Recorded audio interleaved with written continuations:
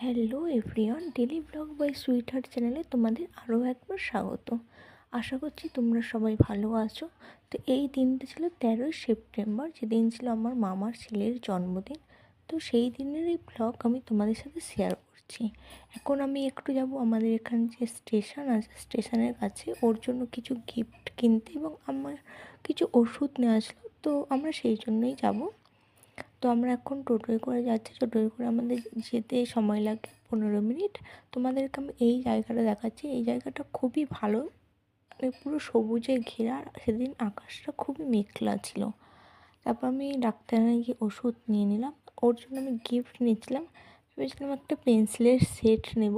তো প্রথমে ক্যামলিনে দেখাচ্ছিলো, ওটা আমার অতটা পছন্দ হয়নি। তারপর আমি ডমসের একটা পেন্সিল সেট নিয়েছি, তারপর পোলোর একটা রং পেন্সিল সেট নিয়েছি, আর একটা ড্রয়িং খাতা নিয়েছি। এই ড্রয়িং খাতাটা আমার খুবই পছন্দ হয়েছিল, কারণ এর পেজগুলো খুব সুন্দর ছিল। তো আমি তিনটে একসাথে নিয়ে নিলাম।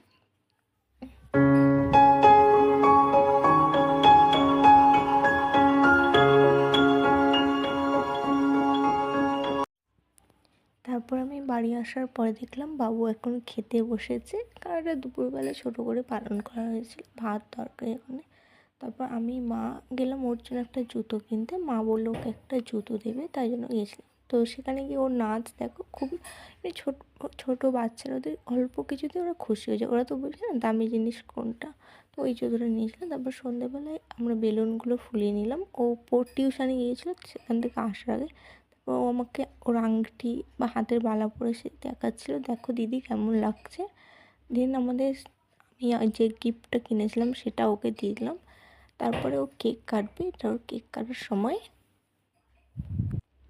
যখন ও কেক কাটছিল তখনই কারেন্টটা চলে গিয়েছে। তো এটা দুটো লাইট, চার্জার লাইট জ্বেলে ওর কেকটা কাটা হচ্ছিলো।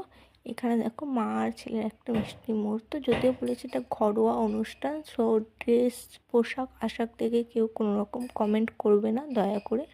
তো আমাদের বাড়ির ফ্যামিলির মধ্যেই সব পালন করা হচ্ছিল। তারপর ও মাকে খাইয়ে দিয়ে ও গিয়েছে ওর বাবার কাছে। ওটা ছিল আমার মামা। তো তারপরেই ও দেবে ওর ঠাকুমাকে। ওখান থেকেও দিতে পারছে, মানে ওখান থেকেও দাঁড়িয়ে দেবে। তার মানে আমার দিদা হয়, ওর ঠাকুমা হয়। হাতটা নিয়ে আসো, ওটা ছিল ওর ঠাকুরদা। দেন ও আমাকে দিতে আসছিলো। আমি বললাম তুই আগে পিসিকে দে, মানে আমার মাকে, তারপর তুই আমাকে দিস। এরপরে ও আমার কাছে আসবে। পুরো বাচ্চা তো এমনভাবে দিচ্ছে, পুরো মুখের ভিতর হাতে গিয়েছে। তারপর দিদাকে একটু লুচি আর মাংস খাওয়াচ্ছিলো। দেন আমাদের ডিনারেই ছিল লুচি আর মাংস। আজ